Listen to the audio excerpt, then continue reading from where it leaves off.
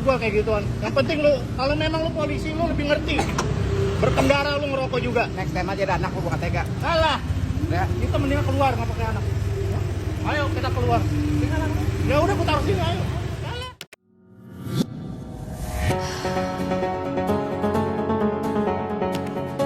Seorang oknum polisi mengajak warga untuk berduel karena tidak terima ditegur merokok sambil berkendara.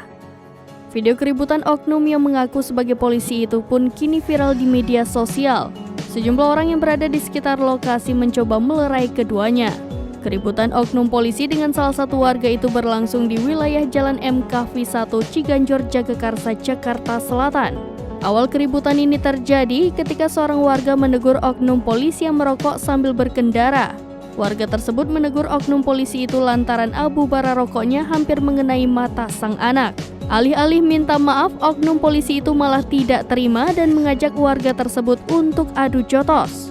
Keributan keduanya yang mengundang banyak warga viral di media sosial setelah diunggah akun TikTok @uta_sio pada Minggu 25 Juni 2023.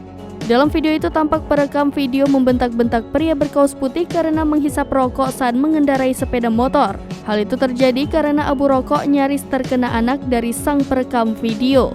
Meski dibentak-bentak sang perekam video, tampak pria berkaus putih tetap santai. Saat ditanya soal identitasnya, pria berkaus putih itu mengaku sebagai anggota keamanan dan menunjuk sebuah kartu yang menandakan dirinya seorang polisi.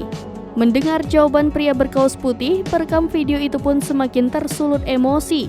Perekam video pun tak takut dengan status pria yang dihadapinya karena seorang oknum polisi. Alih-alih meladeni, pria berkaus putih hanya tertawa sembari berlalu dengan sepeda motornya.